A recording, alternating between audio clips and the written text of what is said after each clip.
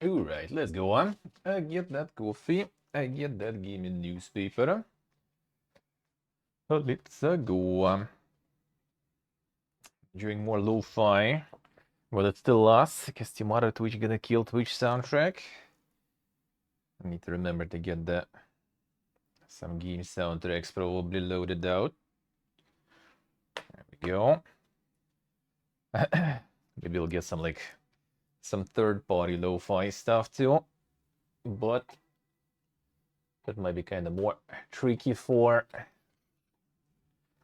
some of the IRL streams then. Better to have the library of soundtracks prepared. So I don't need to waste my bandwidth on that. I plan to do some summer house streams probably. In August, if things go well. If things go well, gonna update on that by the end of this week probably, or like early next week. Gonna update on those plans.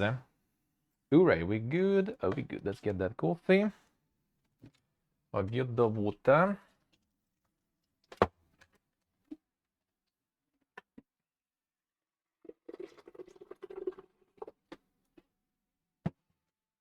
I get the water.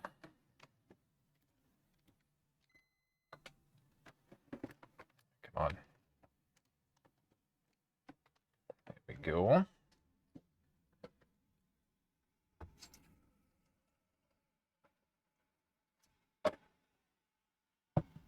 Getting warm today again. A little warmer than it was the last few days.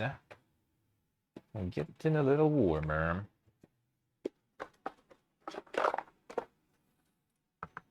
There we go. All right.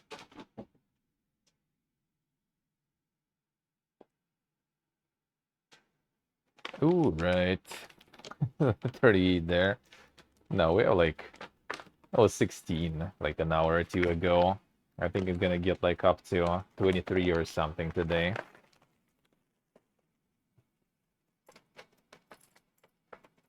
Yeah, you guys having some fun there. And my friends are actually like molding now. Like, where's summer, dude?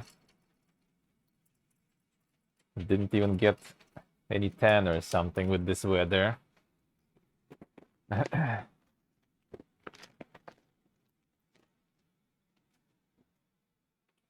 Usually by that time in summer, everyone will already all go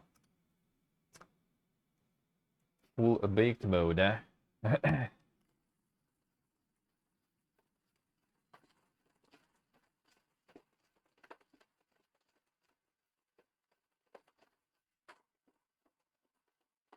Así se crece.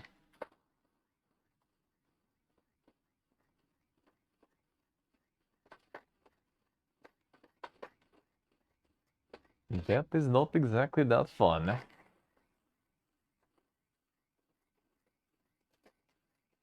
Man, finally, today is the day. I get level 100 in Diablo. Then it's only the statues, and then I wait for the season.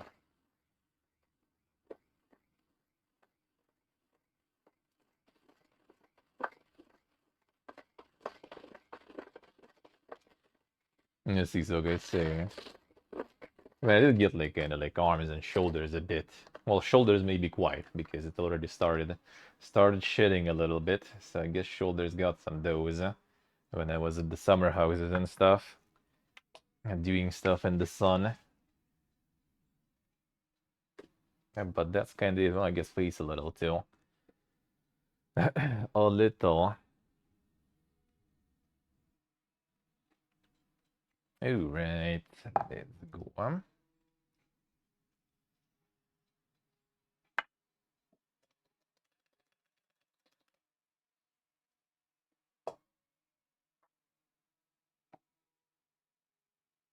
Get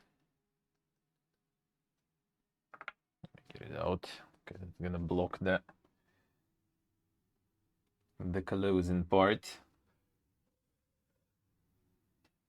And we don't like when that happens.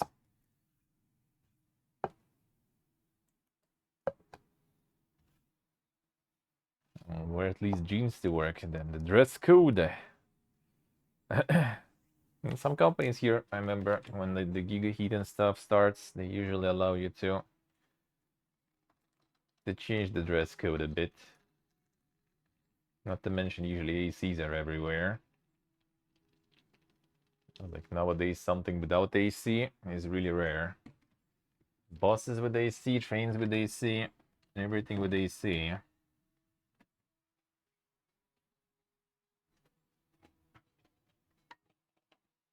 So at least that helps. At least that helps.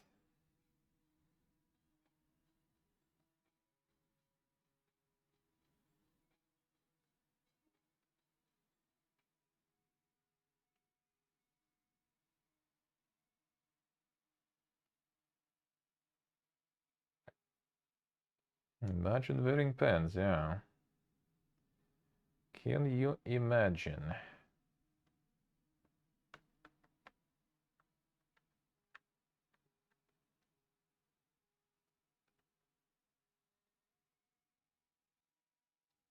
Here we go on.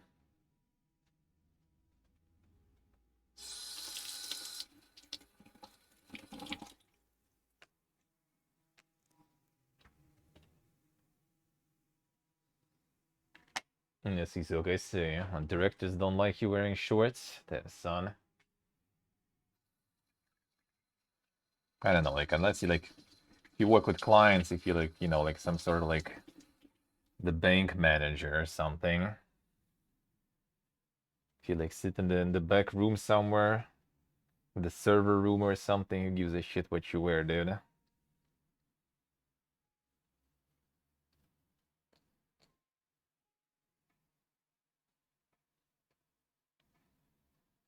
Det I never understand.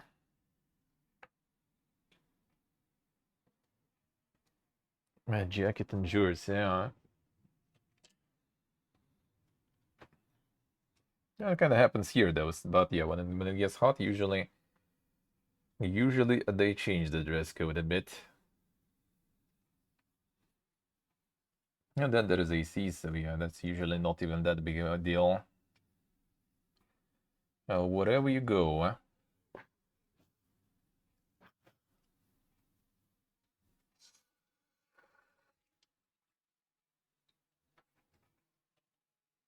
The suit jacket is worse than jeans, I see. Well, if they already force you into wearing something warm, then might as well. Like if they already like got you too warm and you start sweating, at least you can have the jackets to cover that up. And that part I hate. That part I hate. You need to go somewhere. It's really easy to start sweating for me. I mean the heat and stuff.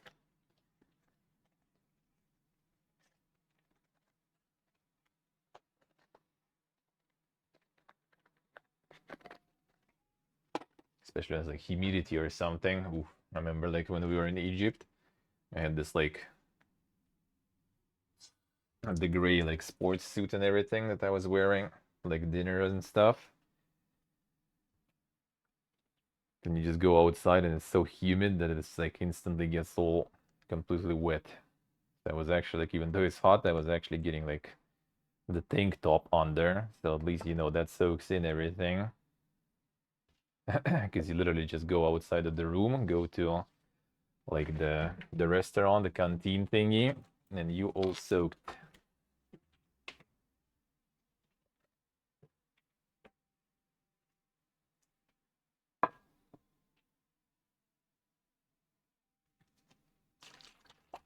It's your turn, alright. The insane spaghetti code. Could be easily.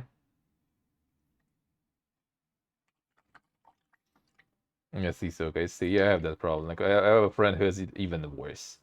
Like, I remember we were like in college, just on the bus to the lectures and stuff.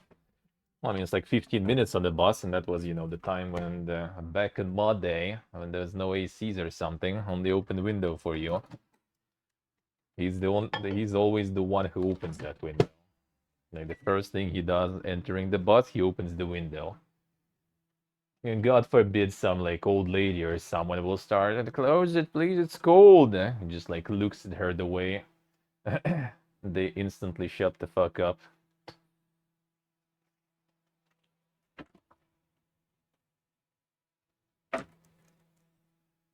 And in transport, it can get quite something.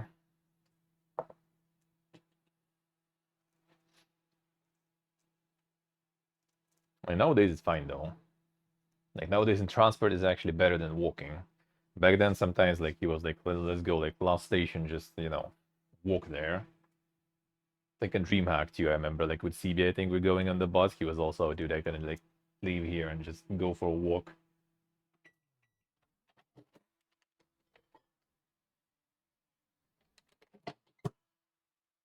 And living the hobo life, going to conventions instead of running the taxi all over the place. You just learn the country's public transportation.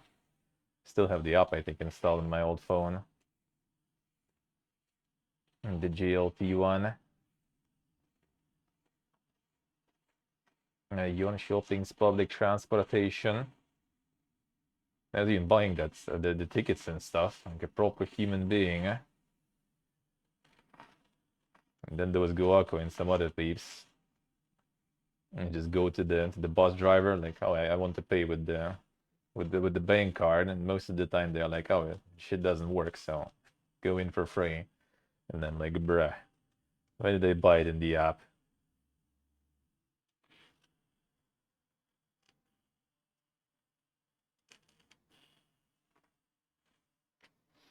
Then I found parts that were missing. Like I dropped like this, like the top part when I was changing batteries. And there were some springs there. They were just way too small. So I assembled it without springs. Now it's a bit weird. But I mean, it works. Now I found one spring. There should be a second one somewhere. I don't know though. Then I disassemble again, try to fix it again, maybe. Can't be arsed. Gonna keep using it this way till it breaks or something. Because these are like less than $5 devices that usually don't live long. This one already been like what, a year I think, so it might be time to replace it. I'm gonna actually get one new one before I go. And before I move, it doesn't break somewhere in my adventures, and I don't need to look for a replacement one somewhere there in local stores. I mean, probably still not a problem, really.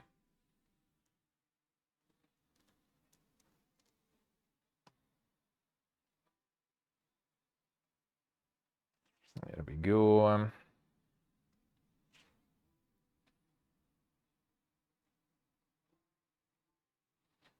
So watching on TV there, Oltan. Let's see. Like weird that it gives you some like random streams there to join though. Right, the 7 to 3 work hours, I see. Quite too early. That's not bad though. More time later. Let's see what let's see. Sounds good.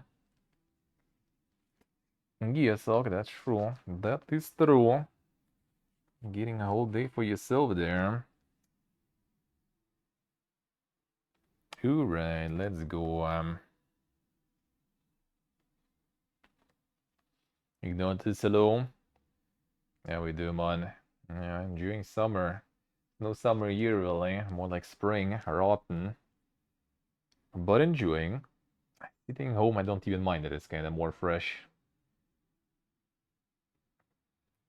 At the end of the week would be nice to be a bit more warm when I go to my mom's summer house for her birthday. That would be very nice. Actually means next week I'm gonna do, remember back in the day the good old times, things weren't that bad. There was a bean sprouter planned that I got, actually. You guys helped me with the finances to get one. But I never really used it though, still. Still staying around, closed, and completely forgot about it. And I mean, I'm leaving now, not gonna take it with me anywhere, right? And I was like, maybe I use it as a gift for my mom. Worth it. The value. So that's what I'm gonna do, but before that I'm gonna still probably open it and use it and stream it, as I promised. And see how it works, actually. Come on. Probably crashed the thingy. Okay, one sec. One moment.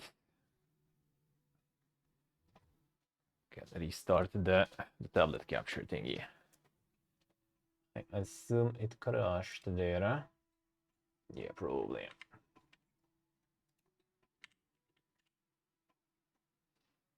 There we go. Now it works.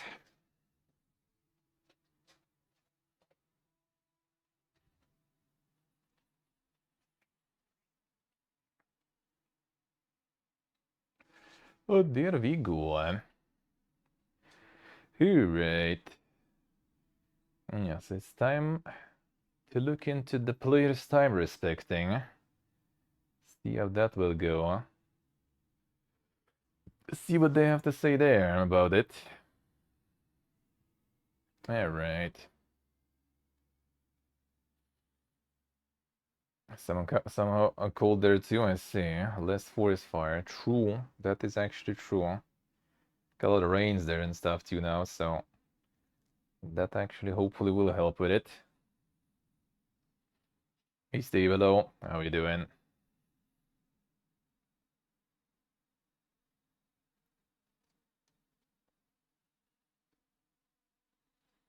Let's go.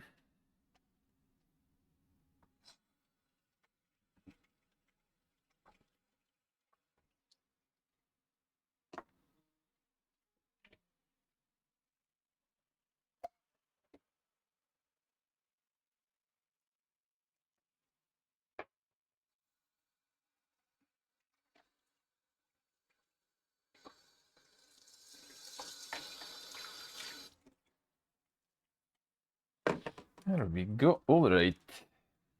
Yuki.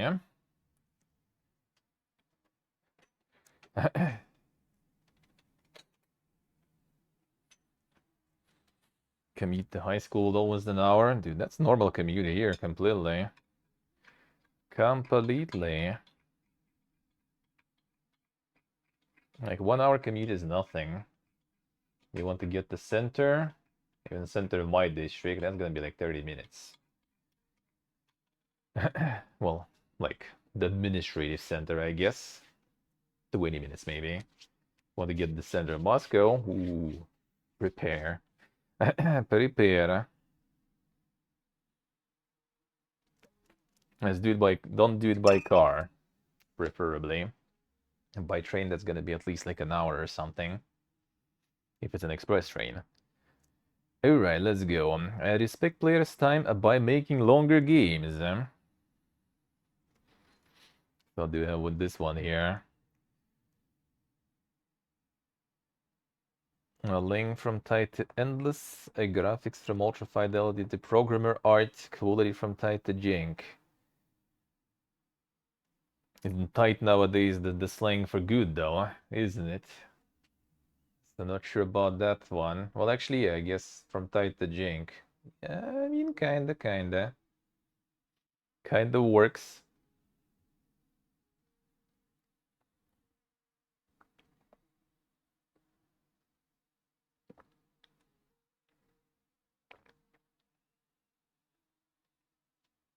Signal is alright.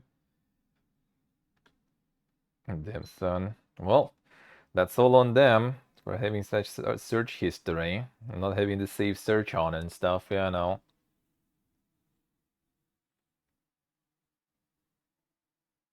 Let's see. This phrase that people use a lot online that goes something like, I'm making a short game, you know, a game that respects the player time. True.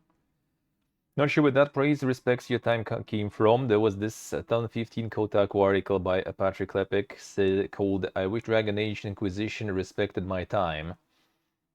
What really got me thinking about this is this YouTube video about how AAA games pad their content. I used the respect your time phrase a couple of times.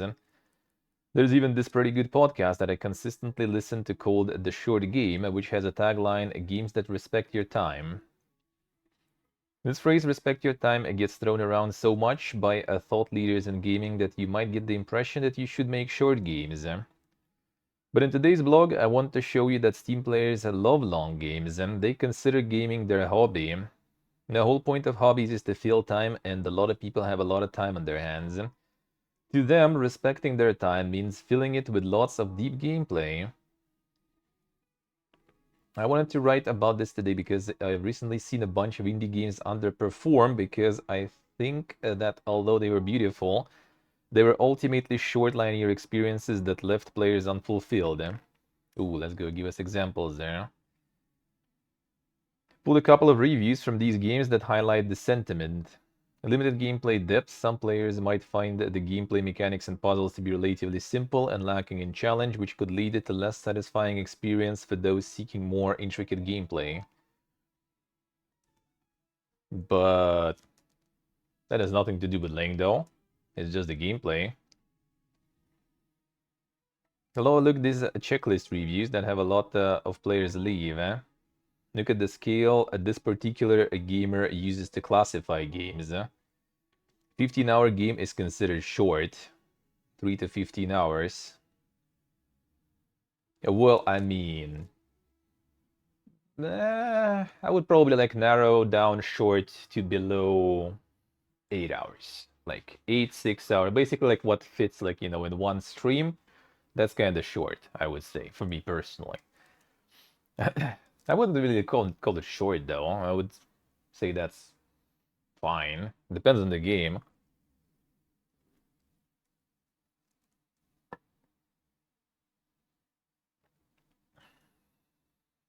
Silton, I see. Is that bad? I think it's that bad. Respecting this reviewer's time means 16 to 50 hours. Steam players like long games. I mean, like, where's that coming from, though? Like, it doesn't say that it's short, that's why it's bad. It's short is short. And next gen, hello. Good afternoon, doing good, man, doing good. How are you, sir? 25-30, some nice middle ground. Holy, alright. Don't like long games, but I'm an extremely online weirdo who spends a lot of my time debating and making games instead of just playing them. That might be kind of what's skewing my opinion and maybe some other opinions, though that is true. A typical Steam gamer is not like me. Although the respect your time phrase is good, most people who say it are people who review games for a living and must play through them before they get paid. You need to understand what the typical Steam audience wants, deep, long games. I think it's deep though. I don't think it's about long that much. Today's post I'm going to look at the types of deep games that have deep gameplay that respects the typical Steam player's time by giving them a lot of content. Yeah, I think that's the case here. Like the respecting the player's time you can do with both long and short games. It's not about the time amount, it's about what you do in that time. Like I wanted to see the examples of the games that like considered kind of bad there. I guess there is none. Because there is a few. I don't remember the names of all of them, but like some of the artsy games, for example, right? Um, the one with this kind of like the fairy tale book art where you kind of like create those like putting stuff in, and there's like this like story kind of playing through that one. That looks really beautiful, and apparently it's really short. And people complaining about it being short, not because it's short, but because for that amount it asks for like $30 or something. Kind of same goes with ooh, there was another one recently, also I remember. That also was just like main complaint was because like it's usually like complaining about the game being short when it's also costs a lot. Like if you buy something for $5 and it's short, then you know, and it was good though in the same time, right? Then I think people kind of don't really mind.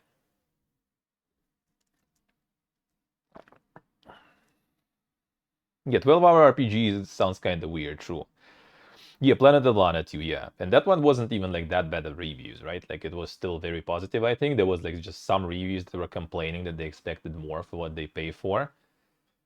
Like it's good, it's beautiful, it's nice, but it's too short. And most of it comes just from the fact that people like paid, you know, $30 or something and they got like 2 hours of gameplay, and then no matter how beautiful it is, it probably feels kind of bad, you know.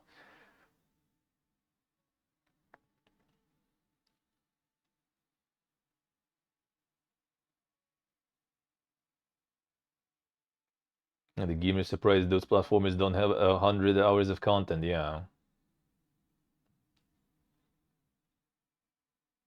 Yeah, I don't even really know. Like the respect the time, I think phrase should be about, you know, like yeah, less padding of content, less filler content, right? And more of the actual stuff. Like if it's a good gameplay, it's good looking and stuff, and the price is good, and then like I don't care. If it's like a couple of hours, yeah, why not? When you play as a Parasite one, that I always forgetting the name of that one too. That one was also like what, 3 hours or 4 hours maybe, and it was also like 20 something bucks. And I remember people complaining a lot, but I got it on like Game Pass for free, and that was fine by me. Like that was, you know, time well spent because money wasn't spent.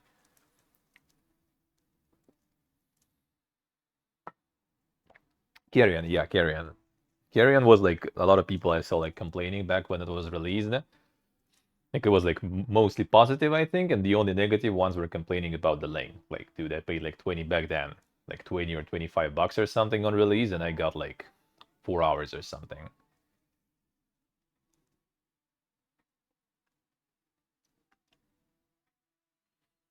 Let's see, so okay, see. Yeah, that's the thing. I think like people complain about the short games. I think are good. Like there is some truth to what he said that you know, like I am like terminally online gamer that plays a lot of games and does that for a living, right? So we kind of treat it a bit differently. We kind of like, you know, we need to play a lot of games basically. With you, I get to play a lot of games. You know, we like, you know, switching them around a little and everything. So you kind of like start appreciating the shorter experiences more because you can be like done with them and move to another one instead of just like, you know, dropping it and moving somewhere else. So there is some truth to that, but I think for regular players also, like it's more about not just the time, it's more kind of like, you know, quality, like price you pay for it basically, and the quality you get. Like obviously if the game is good and it's short, then depending on the price, it might be still good. If game is bad, then no matter how long it is and no matter how much it costs, it's not gonna save it, right? So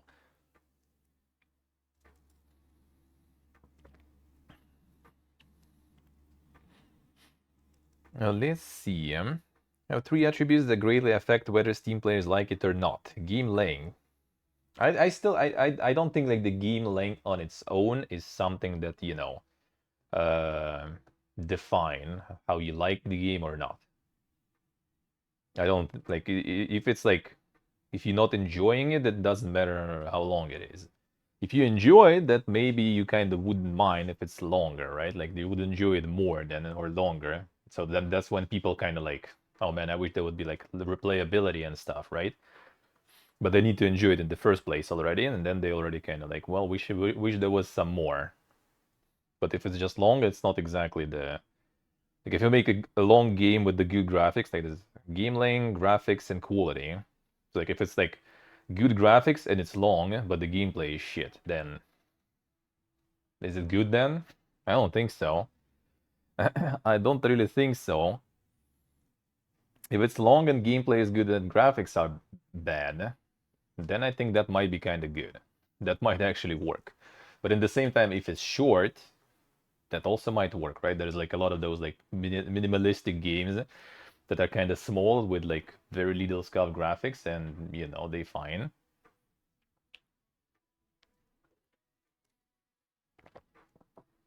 Yes, the secret, I see. The three attributes, alright.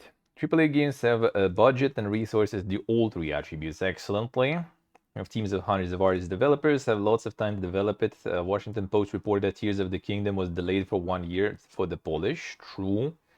Indies can do that. True. Now, unfortunately, indies only have the budget or time to pick at most two attributes to maximize. I don't think Link is a good like attribute to maximize on its own. A Link for replayability. I mean that I guess that too. I still think like some sort of like simplistic, maybe like basic looking, but still kind of like interesting gameplay wise and short with the reasonable price. I think it still would perform nicely, in my opinion.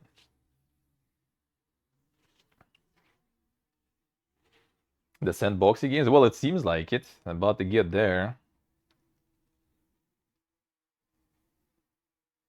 Pick at most two attributes to maximize. Most of the time, they can only maximize one. When you're new at game dev, you'll be lucky if you can even get one right. For instance, Minecraft picked game length and quality as the attributes to maximize.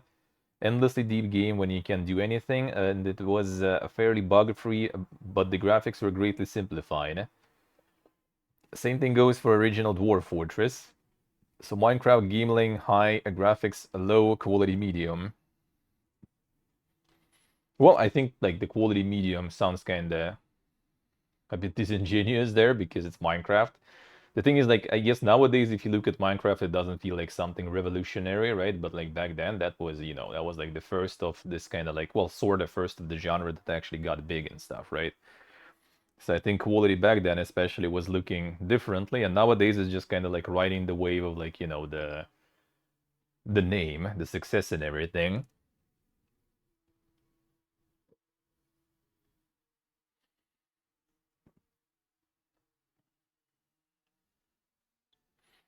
Yeah, exactly. So that's the thing. That's what I'm like. I think at least, right? Like if I would buy something for a couple of hours, but it cost me like a couple of dollars, then I wouldn't even be mad. I got the game, I played the game, I finished the game. The price was good, game was fun and enjoyable, and it's done. All right, good. We go to the next one. Like obviously there is this like class of people. Like my friend, for example, used to be like that when he was like younger, and he was working like with newspapers and stuff in school in summer and like any free time he had, right? Like passing newspapers, delivering what's the name, like the food for babies and everything, like the milk kitchen it's called here, like to make some dough, and then he was saving that and buying himself games because his dad wasn't giving him shit. So he bought himself all the PlayStations. He was buying himself all the games, but obviously price was insane here, and the paycheck obviously wasn't insane. So he was usually like, it's kind of like you buy something and you play it, until there's like holes in the disc already. Like you get all achievements, you like, and then yeah, for people like that, it's like the more you get out of the game, the better. But again, it also comes down to like the bang for the buck, right? Like if you can play something for 100 hours and it costs you like $100 or hundreds of dollars, right? That's probably also bad, even though it's long, right? It should be good, but no.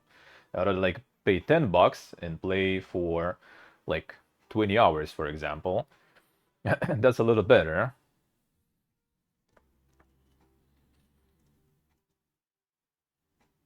Minecraft quality was jank on release. I see, alright.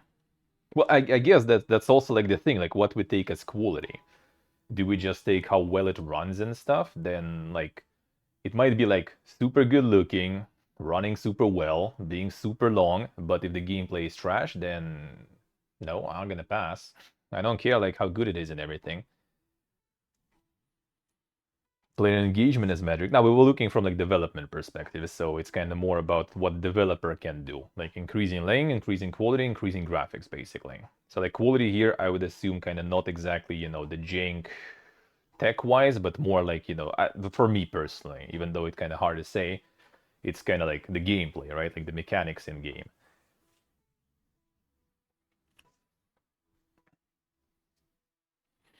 Yeah, exactly, Oracle. Some people do be like that. But again, like if you like my friend, for example, right? Like limited budget and stuff, but you kind of buy like something for $50 and you expect it to be thousands of hours, right, to play. But if you buy something for like $5, you already would be probably fine if it's kind of like, a few hours. You'll be fine probably with that, right? You still kind of get like the same ratio pretty much there. It's like some people actually even, I remember, do have that ratio. I remember we had a conversation about that like a few years ago when some people had this like ratio sort of like I need like, that amount of hours per dollar or something, or like hour per dollar or something. And they just like roll with that. Like if it's below, then it's a bad game. If it's above, that's a good game. That's pretty much how some people do judge that. Yeah, and that I think is the respecting time. That is, I think, the content padding when you kind of like have like the main core of the game, right? And then you just kind of like build a bunch of stuff on top of that just to make it like look bulkier. It's kind of like the gift is this much, and then there's a huge box with a lot of like wrapping and with the ribbon on top, this kind of stuff.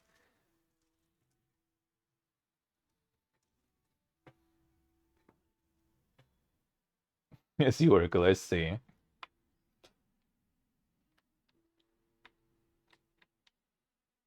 So you get like the crafting there, you get all the like farming and stuff. But again, like you enjoyed those because they are good games, right? First of all, not because they're long and you can play them for that long. Like obviously, like there's like Vampire Survivors or like all the roguelikes that you can just replay endless amount of time, and a lot of them just cost you like few bucks for Vampire Survivors. Like I don't know, like nowadays probably like $10 or something for like some Dead Cells or something, right? You can get like endless amount of entertainment out of that too. Alright, Stray, game length low, graphics high, quality high. This Stray reviewer said it's pretty short game, 16 hours of playtime, 1 to 100%, alright. I think the length of Stray is just fine and wish all games were this long. But I'm a weirdo internet man who spends more time writing about games instead of playing them. Steam players love long games. Well, I mean, I guess that's also why live service games are booming, sorta. But we also see that the only live service games that are booming are the ones that are either like actually really good, or the ones that manage to kind of market themselves well. A lot of other ones just die. So not everything that is long is good. Let's put it that way. Even though they're free, even, right? So it's kind of like the endless value. You don't pay anything, but you get endless amount of content. But they still manage to die somehow. Maybe it's not that good. Huh? Why do so many indies make roguelikes? That already kind of like we're getting there, I guess. Almost a cliche that indies make roguelikes, but there is a reason for this. A roguelike metagame allows for the same content to be played over and over again while still being interesting. True. Genres focus on persistent upgrades, randomization, procedural level generation, and the emergent gameplay allows the same graphics and player animations to be remixed endlessly. Much less bespoke content. Roguelikes use all the parts of the buffalo. True.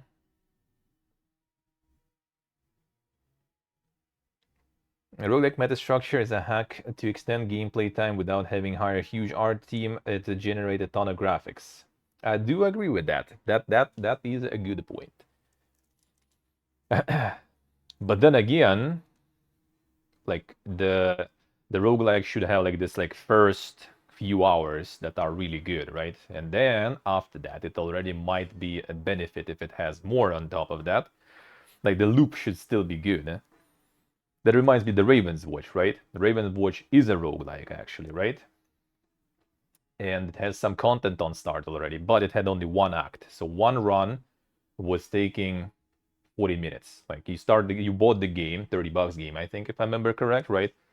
You do one run and it's 30 minutes or like 40 minutes. Like in an hour maximum, if you died and stuff, for example, you kind of done. You have the picture, like you done. More acts, more content later in early access. Instantly mixed reviews. It was decent, but it was short, but it was expensive. And like if you read those reviews, it's mostly like, dude, for $30, that not good.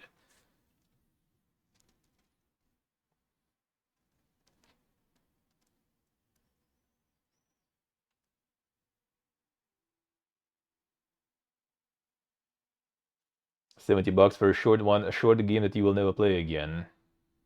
True. True ending for Hades, alright. Time you get the part where you can get the true ending. The good in the game, already done both challenges. Still need to farm. Yeah, the farm part I do agree. Yeah, the farm part I also can agree with that. Deplete all the dialogue, alright. AAA with 7 hours is €70.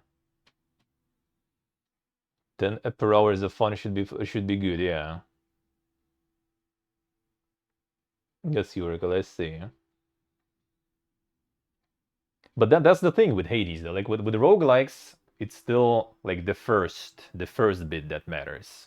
Like if you enjoyed and the first playthrough, the first run was fun, was kind of feeling good for the price you paid, then it's good. Because like I think again, like you need to check into this because I think a lot of like Slay the Spire, a lot of those games, there is like pretty big amount of players most likely who just like, you know, kind of played a few times without getting on higher difficulties and stuff. They just finished like a run or two and they probably kind of done and gone. I'm pretty sure like a lot of roguelikes have a lot of people like that.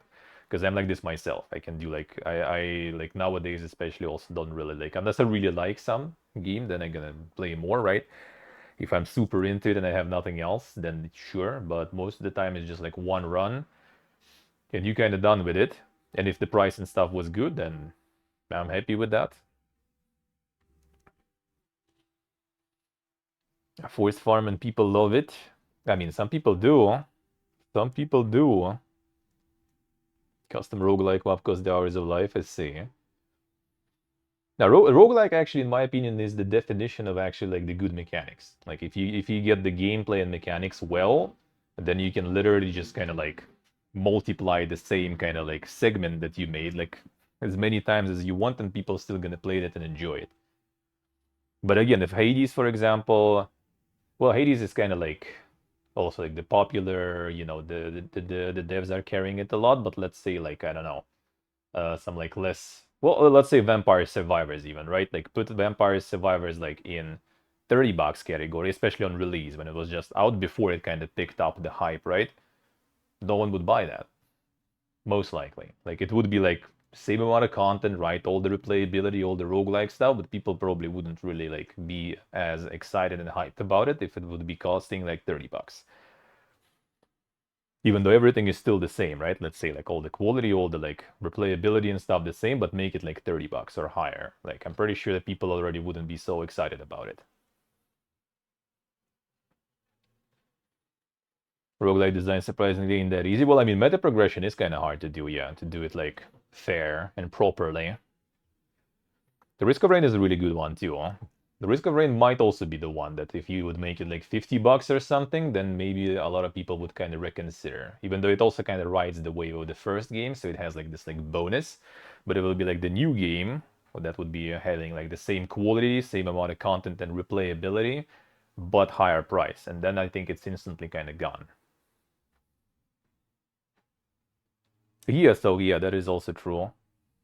So like I like my whole like line of thought here is like it might be not exactly the length that is the main factor, but like the price per hour, in my opinion. Like if it's cheap, then you kind of don't even mind if it's just a few hours. If it's expensive, then if it's short, then you will be mad. And we saw that a lot. Maybe we'll actually see some examples today. We'll see.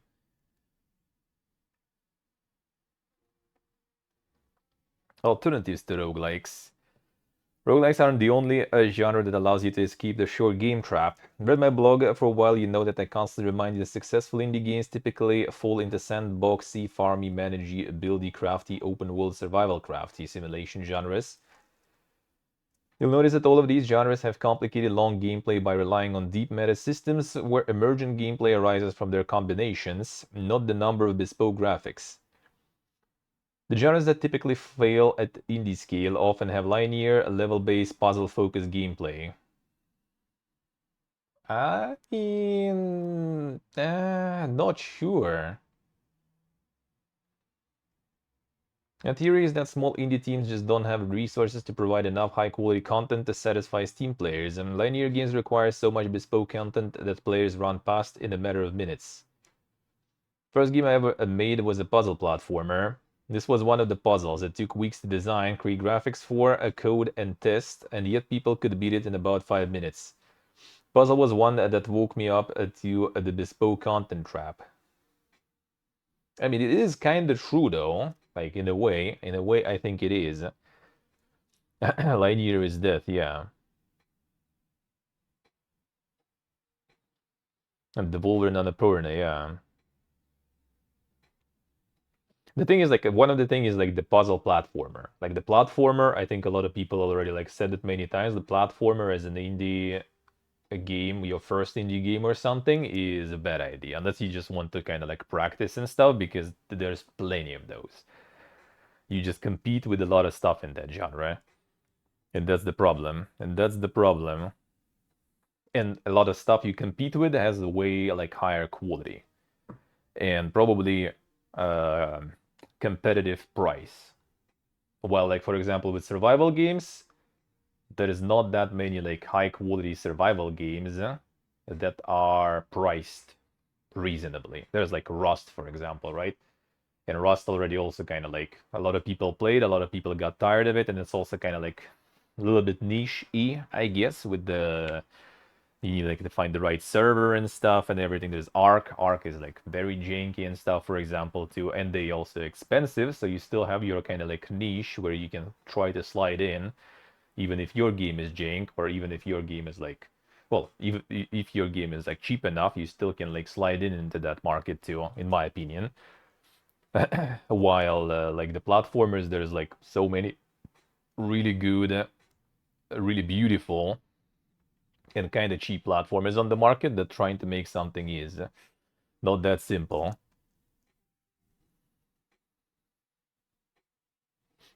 Like I mean, it does like here make sense that if you are an indie dev, right, it would be better to go for like roguelikes and stuff, absolutely. But I think it doesn't mean that people enjoy only those genres from indies. Yeah, yeah, so exactly. Like people just kind of like those games, like no matter what, even if they're like complete jank fiesta, especially if they are multiplayer. If there's multiplayer, bruh, it will work.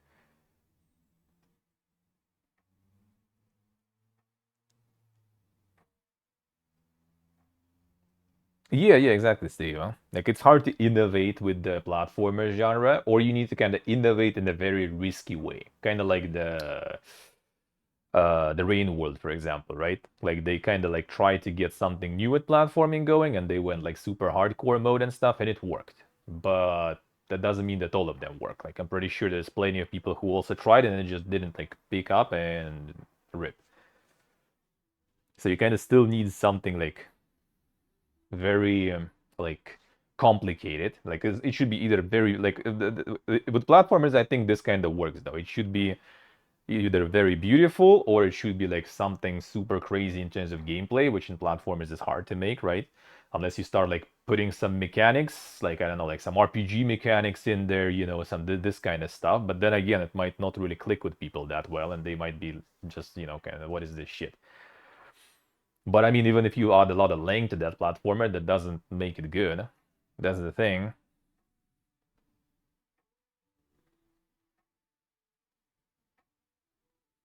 Took some time for Rainbow to develop cult following. I see. The passion project, yeah. Well, I mean, there is a lot of devs with passion projects, and rarely they go well. Let's put it that way. There is actually example of a small RPG. Man, I think was it Space Station? Space. I don't remember. There is like an RPG that's supposed to be kind of like this very like composed one. You have like this one spaceship and everything happens there. I haven't played that one. Not sold here.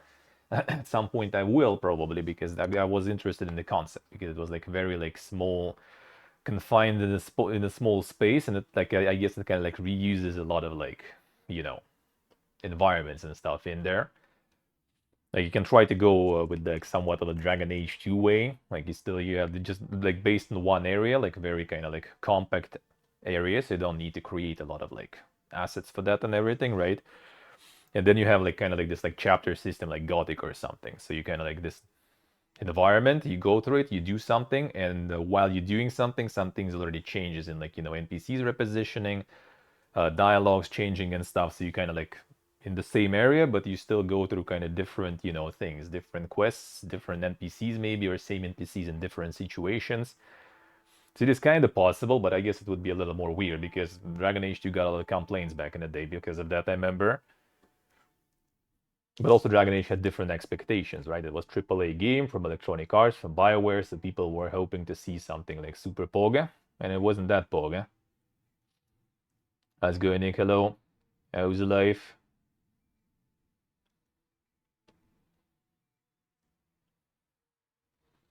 Genre traps. A few indie below genres that I feel fall into this bespoke content trap and can wreck studios. Souls-like.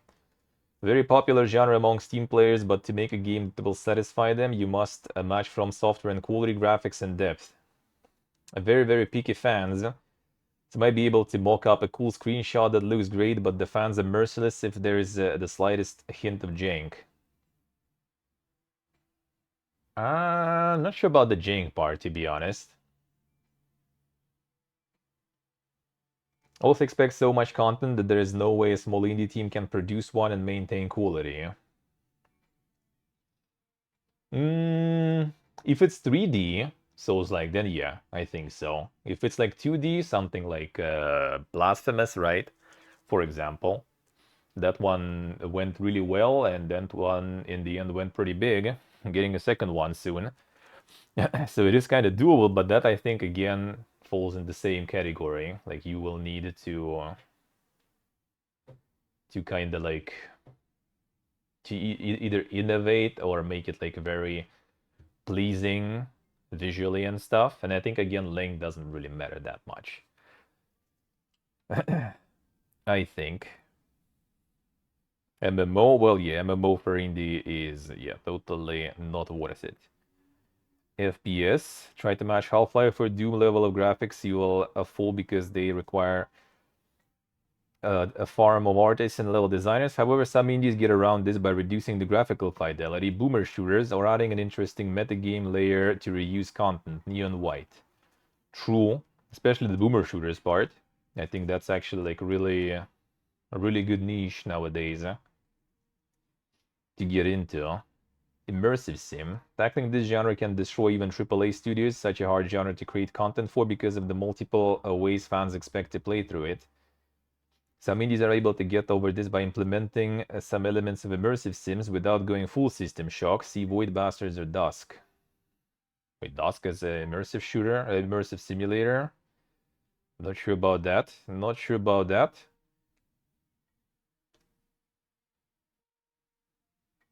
I think immersive sims are doable though.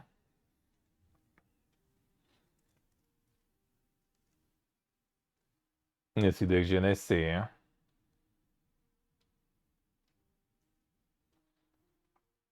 Yes, Steve, yeah. I think so too. I think so too. Like if you price things accordingly, it will be fine, in my opinion. The problem is if you try to like exactly copy the Souls like formula, right, and go like exactly the same stuff, then yeah, people will be like, well, movement is not as good, the move set is not as good. Like they're gonna criticize a bunch probably. Like if you try to exactly follow it, but if you try to like take a spin, like if you exactly follow, then you need like the quality, kind of like with Lies of P, right? Everyone like enjoyed the demo and stuff, but because the quality is like up to the level sorta. Even though like my friend said like no, like Souls Bloodborne is like way better. This is not even close. Kind of okay, but no. So some people even like that. True, Tan, true. That is true. What is my advice? People become indie games developers because they love playing games, and usually their formative experience was playing AAA games.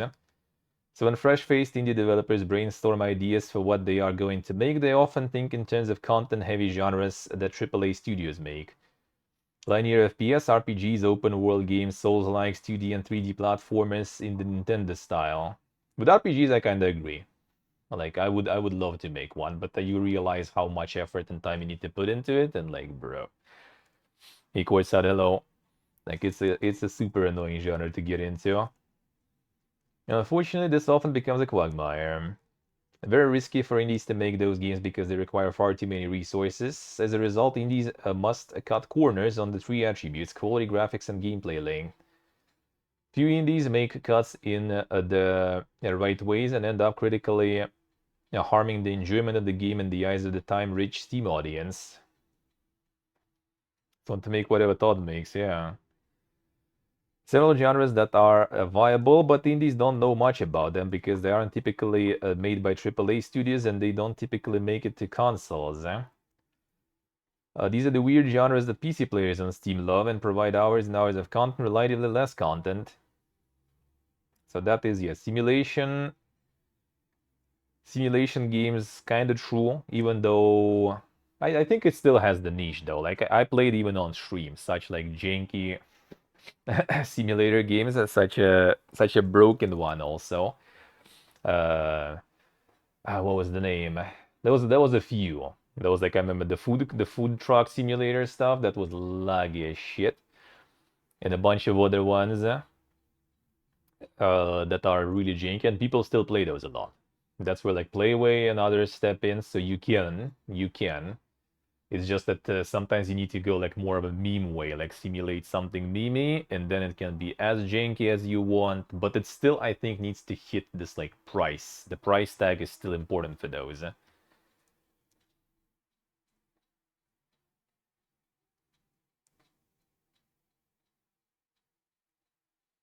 Yes, these do. I see. Yeah, I think there's decent amount of like the what's the name? The immersive sims that are small, or like from indie devs and stuff, right? And it's doable, I think. It is kind of hard, but like the thing is like I think again it also like fucks with the problem of people kind of hoping to like make it long. I think that is also like sometimes you just need to admit that it must be kind of like shorter. Just like reduce the scope, make it short, just reduce the price. And I think it might be fine, in my opinion. Because sometimes, yeah, people just like, well, I'm not gonna make immersive sim, but then they make it like take a huge goal there, and then you for every like map, every piece of content, you need to make like all those paths, all those ways you can get through it, and it's just kind of like time consuming. And then again, when you stretch it out and you kind of indie, right, and you have like few ways to approach some problems, then it even can kind of get bad because you kind of repeat those same ways just over the longer content, and it just becomes kind of repetitive and annoying. I think it might be kind of good if you make something short, but it's fun to play. It's some nice story or something, which also forgotten here, for example. I think a lot of like indie games can do some good stuff with that too. Some good narrative and everything, which like visual novels do, for example. And they also perform quite well, right? Tactical RPG is pretty accessible. I don't actually think so. I think for tactical turn-based stuff, there's like way too many like very complicated and elaborate games nowadays on the market that also are not super expensive. I mean, there's Xenonauts, right? Like all this like destruction of everything on the map, right? Like the flashbangs, smoke grenades, all this like different stuff that is happening there, and it's like it's hard to compete with that. Not to mention, like the usual XCOM, for example. Not to mention tactical parts in RPGs like Wasteland, for example, right? Like you can make some simplified, kind of like the well, I mean, I wouldn't call like Wargroove like tactical turn-based. I guess it's a little different, but yeah, like you could go for those kind of more simplified ones, but then you will need to get some sort of like art that will be good, I think. Like some sort of art that will be appealing to people to get them to play yours instead of something else.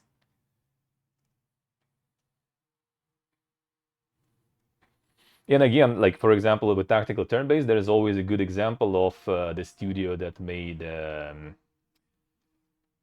was the name of that one? the Mutant Year Zero and the recent one, right? Like they're really good quality. They look amazing. The graphics are super good, right?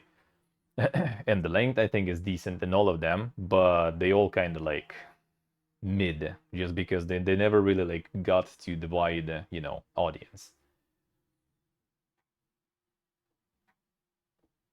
A grid-based tower defense. Yeah, tower defense, there's plenty of them.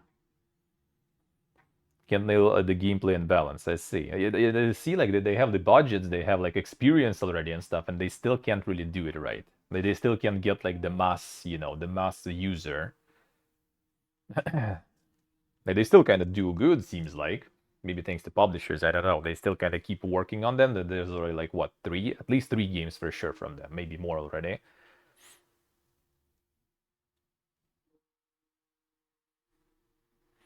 Yeah, the Miasma already 40% discount. Exactly. So and the Mutant Year Zero was like in a couple of months, I think, for free already on like, well, it was on Humble Monthly, and then after a month of Humble Monthly, it became already free, I think, on Epic or something or somewhere else. I don't remember exactly, but yeah, it was like quite fast for free. Because I remember that I bought it actually, and I was like, oh man, that one is kind of fresh, and it's already on the Humble Monthly. I need to get it, and I got it, and then like one more month and it's free. I'm like, bro, why did I buy this shit? 1 second. 1 second.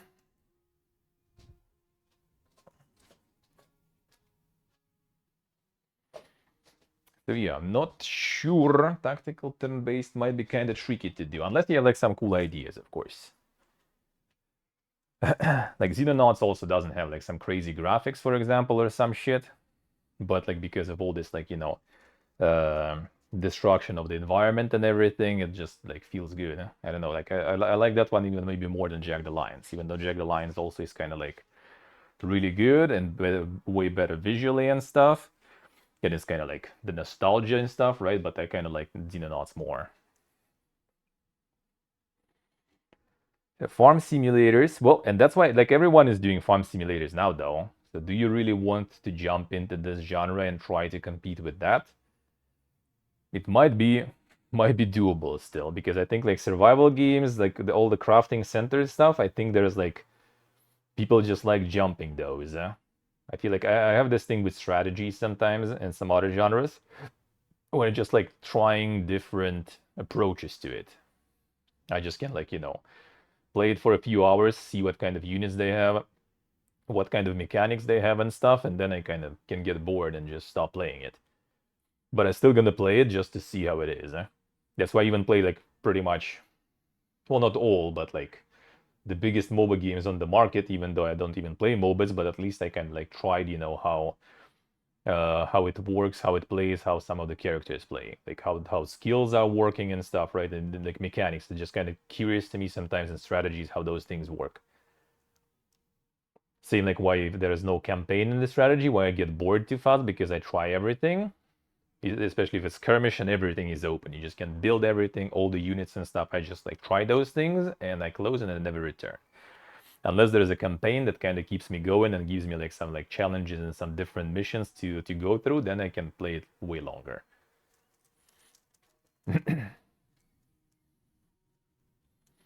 Could be Otan, could be Creature Collectors, Temtem and Slime Rancher. I mean, I guess strategic building games like Dorfromantik or Stackland. That is actually true though. I wouldn't really call like strategic building games. Those are kind of more like puzzles, I think, for me, like puzzle strategies, sorta. Those are nice, but again, you need to kind of like then change the mechanics a little, especially with like something like Dorfromantik. Even though there are some clones like coming out that are just pretty much the same, they just add like different, more like flashy, cool visuals, and that's it. Maybe it will work. The management games, Strange Horticulture and Tendons. True. Roguelikes, Don't Keep Your Backpack Here. Backpack Here is really cool. Base building games like Cosmoteer.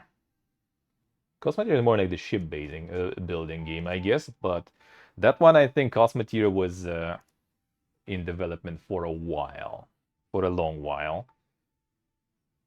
Factory games like Factorio Shapes, Creative Toy Boxes, Townscaper, and Tiny Glade. Like something like Townscaper is though really good.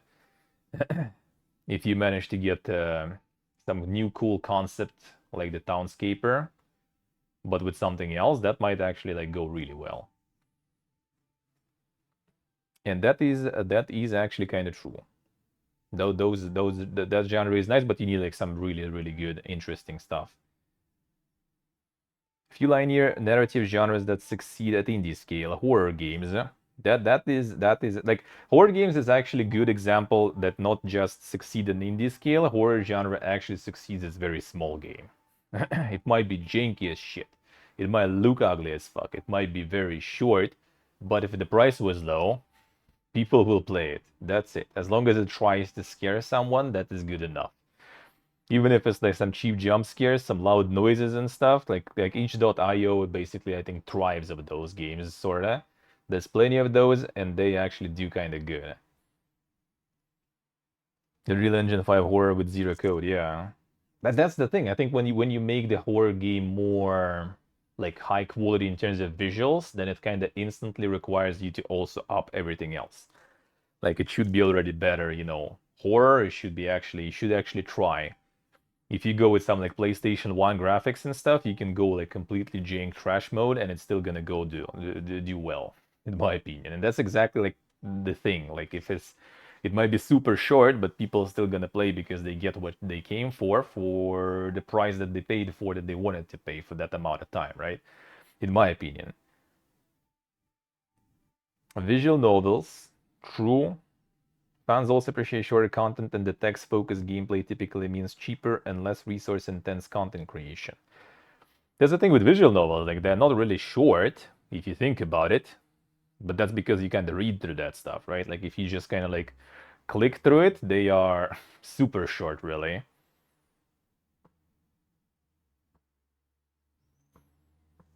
The Puppet combo games, wait, which ones are that? Most successful one because the community overlooks jank lightly. Yeah, exactly. I think horror is that's what I want to make some. I want to try to make some. Like, and you know why? When I got this like guide, I showed it on stream before when I was doing Unity on YouTube, how to make like quick PlayStation 1 graphics basically. Like I watched that video, I'm like, bro, I want to make this shit now. I mean, obviously, it looks simple on video. In fact, it's probably not going to be that simple, but still, like, I looked at it and I'm like, man, that looks nice. Oh, the non-massacre stuff? Yeah. That is true. Those are just farming that stuff. Like, horror, I do agree. But again, like, I think the genre becomes a little crowded. Like, people gonna eat that up, though, for sure, but there's still, like, a limit of how much they can eat. Like, you can always rely on, like, some content creators, probably, to just use your game for content, for sure. Wholesome games. The short narrative games like Unpacking, Short Hike survive on bespoke content, but graphics and quality must be very high. Also, the writing must be very good. That's the thing, though. Like, it should be like good writing and stuff. Like the short, wholesome games, I think not all of them look are really good. There is quite a lot of very debatable looking ones. A lot of very short ones too. But if it's like, if it's managed to categorize themselves as wholesome and get that crowd to, actually get into it, then it's good. I see, Steve, I see. Yeah, I think that is actually a good example of what you can do as an indie, and it's a good example of like that short game might actually be competitive if the price is good. The Darkwood 2. The Darkwood developers making the football game now. So yeah, no Darkwood 2 anytime soon, I guess. The moral of the story is Steam players actually really do like long games, 15, 20 hours. Which I think is, I mean, kind of not false, probably. I do agree with that. But I do think it's more about the price per hours ratio, in my opinion. In my opinion. Very cautious in trying to make games with linear, level-based, and meta structures because they require huge development resources to produce enough content to satisfy 20-ish hour appetite that most Steam players have. And that's where you go for something like Omori or something, right? You kind of get like a little more simplistic looks, You get like kind of, you know, like the combat system is also kind of more. I mean, it's RPG Maker, right? So you just kind of like minimize that, and then you can still make something solid anyway. Familiarize yourself with the hidden genres I list above that don't get as much attention from the mainstream press or gamers who typically only play AAA games. But look at making more strategic, crafty, buildy, simulation-y games. Well, it is true though. Like making a roguelike from the developer perspective, I do agree with everything here pretty much. Like making these genres, these games is way better for sure.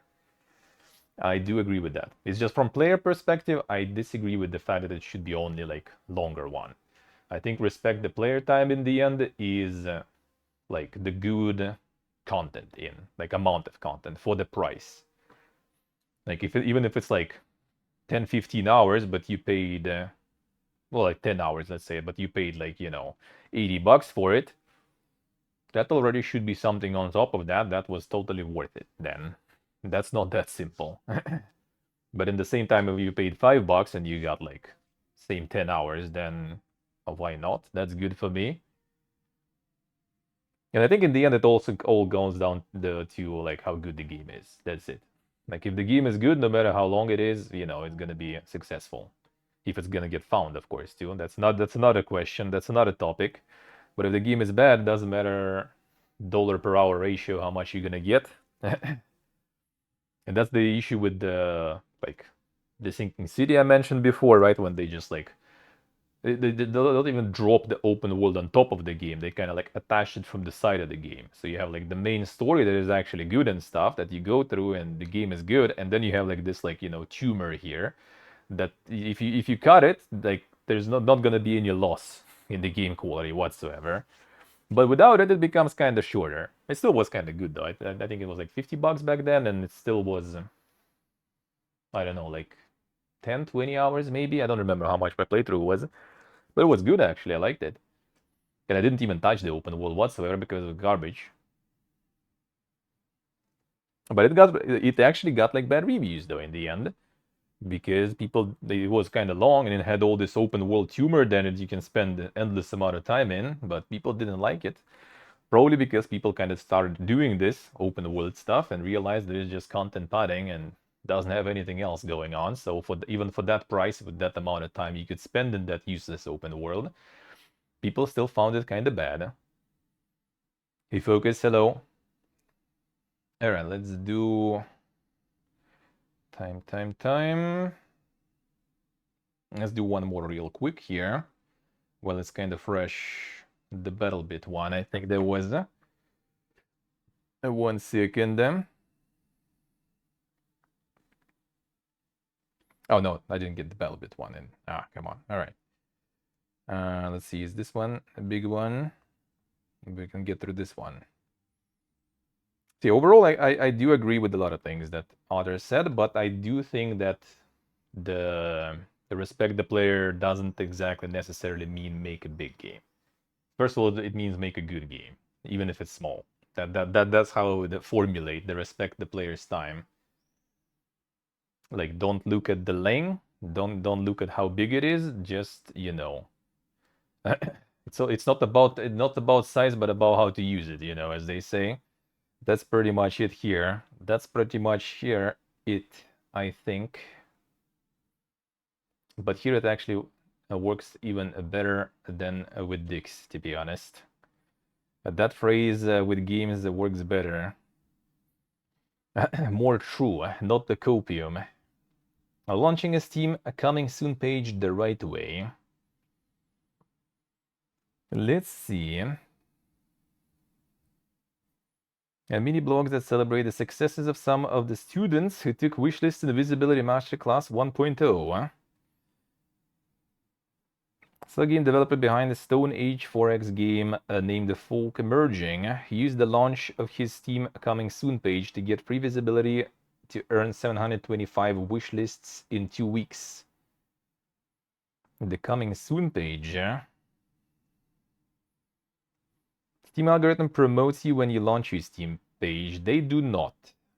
However, there's a social algorithmic boost when you launch a Steam page. What is a social algorithm? For some weird reason, socially humans like to commemorate special dates like birthdays, New Year's anniversaries, etc. There is no reason why one day over the other is more exciting, but if you can just come up with a reason for it, we will celebrate it.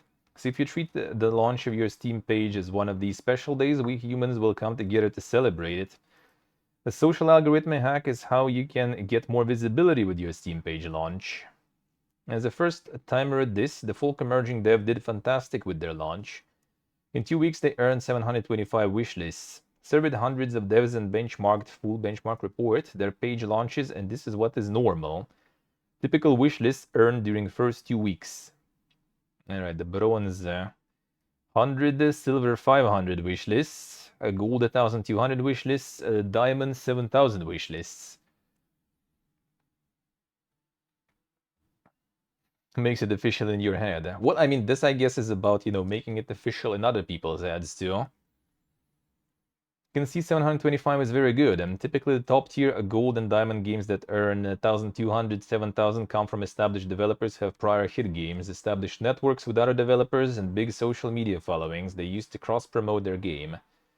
This solo developer was starting from nothing and pulled themselves up to a very respectable start. And no reason to expect that I would surpass 150 wishlist threshold then, let alone gather 700 wishlists in the first 2 weeks.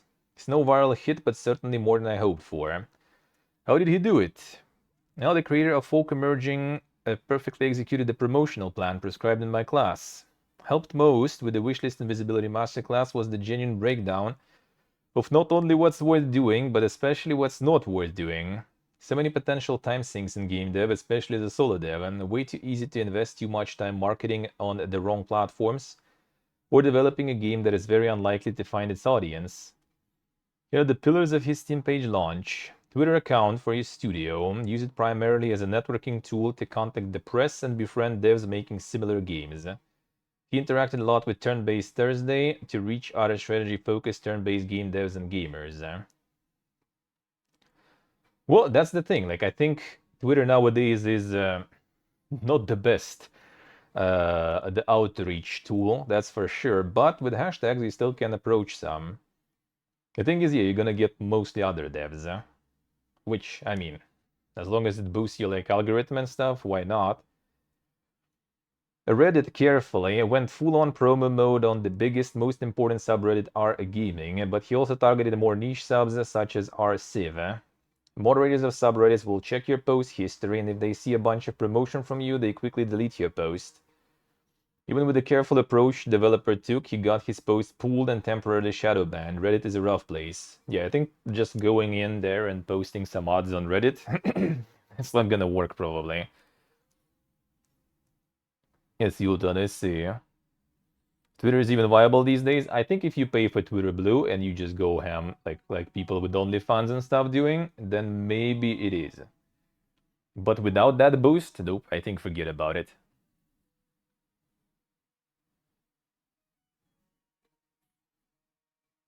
And get traction for the same exact thing. I think you can get traction for almost anything, but yeah, like for Twitter, you need hashtags. You need to bomb the hashtags a lot. And I would assume, I haven't looked into it, I don't really like use Twitter that much with all the VPN stuff, and for streaming in general, it's kind of like, I don't know, feels weird to me to kind of like go like full this like 2 lines of hashtags there and everything. I'm kind of like not a huge fan of that stuff. If it's something relevant, what you play and everything, then maybe. Like when I bombed with like some Oblivion clips, for example, that did kind of well. But again, that does well in a weird way, because like you get some like engagement with the post you posted, but it doesn't transform into anything. Like those people mostly, they don't really follow you or something. You just posted like a funny clip or something. Like they don't care about you. Just watch the clip. It's kind of the same as like someone posts something, post goes viral, and then in the answer they just post like their Patreon or something like this, and no one gives a shit about that already, because everyone was there just for this one post. They don't care about who posted that. That's pretty much how it goes. So yeah, about the viability of Twitter, I think with Blue probably. I would assume if you use like some hashtags and you have like the subscription thingy, right, then you probably also boosted in the hashtags too. But also the problem is there are probably a lot of people already farming that. Like any tweet reply you go, a bunch of check marks with their like OnlyFans in the bio and all that, and trying to push some crypto on you and stuff like this. Blue is now also a mark of you being a douche. Yeah, I mean that is true, but do you want to be honest, amazing, but completely poor and unsuccessful indie developer, or do you want to be maybe supporting with $8? That is like a little drop in the sea of all this shitfest, but in the same time getting actual, potential sales and some attention to your. I don't know, man. I don't know. Like as a streamer, I'm not really gonna go for it because I don't think it's in general a good like platform for nowadays, especially for anything really. Like if anything for stream, I would rather go like YouTube, maybe some other social networks and stuff. I'll think about it still. When after the moving, that's gonna be like the next step slowly to try to get some different stuff. But if you go for like you want to sell your product and everything, then I mean you kind of need to.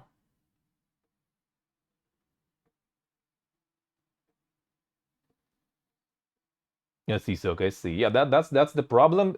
I think in the long run, that's gonna be bad. Like I mean, in the long run, this like discoverability that you get from this Twitter Blue is gonna be bad because it's just gonna be so littered with some garbage that is irrelevant that already a lot of people kind of ignore it, right? But for now, it still kind of does work. Like people get a lot of engagement and views on their posts. Not sure how convertible that is though. That's the main thing also to keep in mind. You might get this like blue, get a lot of likes, get a lot of people seeing your posts, but then no one really like follows, no one really wishlists, and no one gives a shit, frankly. So I do think it might be kind of debatable solution. Might be a debatable thing. Yeah, it is just the clown world indeed. I do agree with that. Like it was already pretty bad with discoverability when the glorious genius manager took over. The discoverability engagements dropped completely. They weren't like stellar before, very small personality online. So it wasn't stellar before, but it went complete garbage. And the deeper we go into this shit, it goes only worse. So that might be not the best. That might be not the best. Yeah, Ultan, yeah, true, true. So I do think it might be still not the best idea. Like if you like want to go ham, I think it might be okay investment to try. Just get that sub, see how it goes. The worst case, that's gonna be an experience, and you will learn how it works. In the same time, yeah, I kind of don't want to support that. Not gonna lie. I see soccer, right? Yeah, that's what I think. I think a lot of people are just gonna start like it's gonna become like something people instantly filter. That's the problem with a lot of social media when they start going from like organic discoverability and exposure towards the monetized exposure. That's when it all goes to shit. Like YouTube, for example, monetizes exposure for a while, right? You can get ads on YouTube and everything, and on Google in general, but they still keep the organic, the natural search just because it kind of keeps the credibility of their platform high. Like you can't just monetize everything and just cut completely the natural discoverability because it's just gonna make people leave. Like when you open magazine and every page is ads, then like you're not gonna buy that magazine anymore. That's it. It could be a really good one before, but as soon as it all ads all the time, you just stop buying that. Fuck that shit. So if you get something promoted constantly just because it paid money, then like no one's gonna look at this anymore. Isaac Mark, hello. How are you doing? I don't think so, Sock. I think all this stuff is like complete PPG right now. They're trying to mess with the algorithm, and so far it looks kind of weird. They're trying to get like some engagement metrics and stuff. Like I think there was this thing when if you like the algorithm push you if you have like your post reviewed longer. Like bro, it's Twitter. It's like this like small piece of information that people just scan through and like continue going, right? And they basically promoted the tweets that were viewed longer. So you literally like I seen that myself, right? If I post like going live tweet, see the amount of people who saw that. next day or something on First Look Friday, I do like the going live tweet with a picture, already better. You go going live tweet with like a GIF from the game, even better, because people kind of stuck on that a little longer, and that already boosts the algorithm. That's some like I watched some like I remember how somehow through someone I'm like, oh, I know that's familiar name, who that is. I clicked on the profile, and that was another streamer, like I don't remember exactly, like bigger streamer, not like the super big, but some speedrunner, I think. And bro, like their timeline is just like clips from Twitch and stuff. It's just like it's like the video timeline. You go every tweet is like whole like 30 seconds or something video or something. Everything with picture, every answer with picture, every answer with GIF or video. Like you just like you do texts, you gone. Forget about it.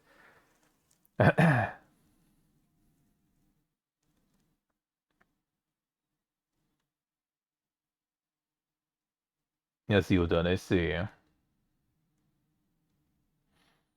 People keep ghosting on the art stuff. All right, that is unfortunate. And I mean, the clips and everything is nowadays the way. Twitch talk is gonna be the thing, right? There's TikTok already, YouTube Shorts and stuff. That's where you go, really. That's the discoverability stuff. Other than that, yeah, if you find some particular hashtags that are being what's the name, monitored by people, then it might be good. Like the screenshot Saturday, I think, right? Like a lot of people kind of do monitor that, and if you have some screenshots, clips, or something that are looking good, you might get something out of it.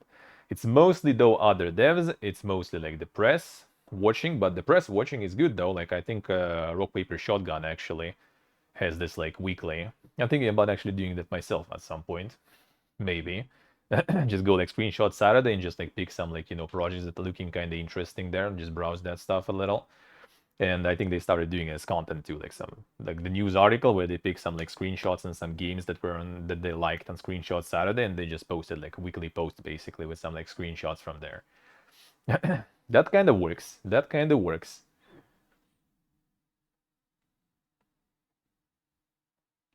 Reddit, yeah, Reddit. I heard if you manage to, like the most successful I remember so far I saw things is mostly if you make like for example game about cats, and you just kind of manage to kind of plug it in some Reddit about cats. Then you're gonna get some like insane results.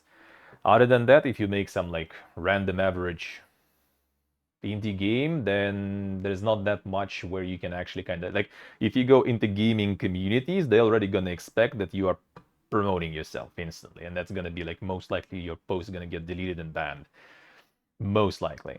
So like you need something where you can plug yourself in some clueless subreddits where people don't expect you to go and advertise your video game. Then it might work. Otherwise, if you go in some gaming communities, they already instantly expect that you're promoting your shit.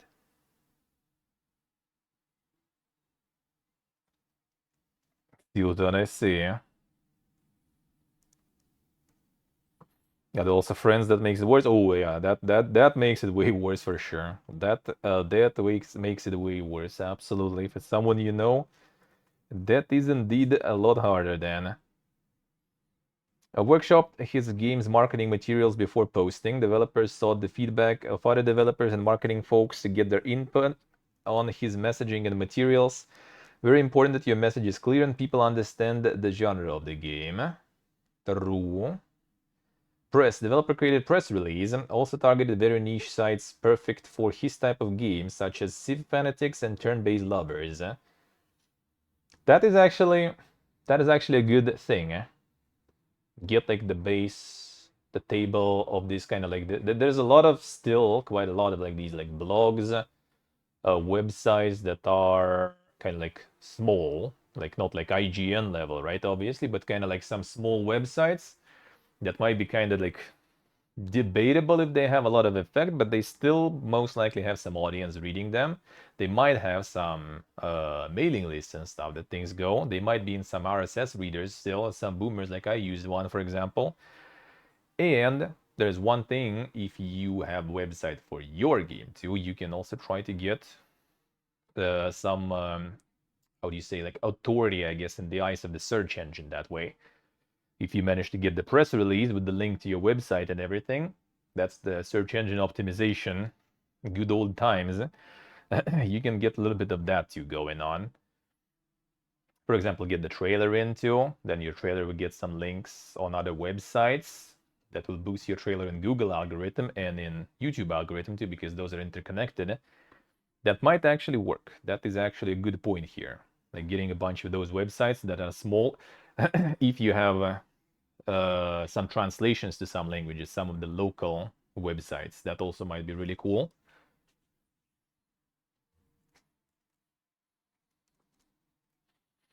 Let's see what I say.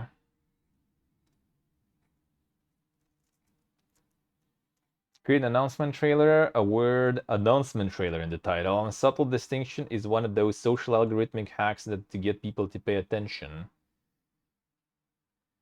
The developer behind Folk Emerging did a great job maximizing every free opportunity available to small independent studios. It's very hard to find up to date a list of what actions actually work. All right, so it's like promoting the class, the class. All right, all right, it's the full posted medium there. All right.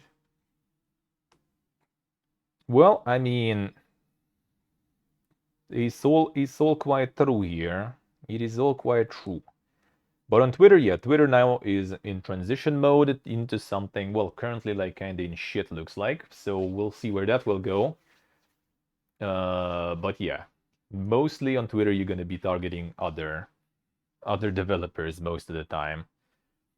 But I mean, it's still good. If they wishlist, if they follow and stuff, and they boost your algorithm, then it doesn't matter if they're not going to buy your game. At least they, still kind of do something for it. That's not a bad thing. Let's see. Let's go back to the PC and get the news recap. The gaming news recap for the week. But yeah, the website stuff, that is really good. And the press releases. Press releases is actually a good point. Press releases and getting for some more niche websites. Not a single good platform visibility. YouTube. YouTube is still, I think, good. Well, actually, like TikTok and stuff too, but that's kind of like very niche content. I will maybe try to kind of, get it somehow adapted to my kind of content, which is totally, not the hyper ADHD friendly and everything. But I would assume there is enough people also getting the more kind of like, chill and slow content on some of those platforms too. Not everyone is like giga zooming in. But any platform that does have like organic algorithms still intact and not completely sold out yet, they work. Might be hard,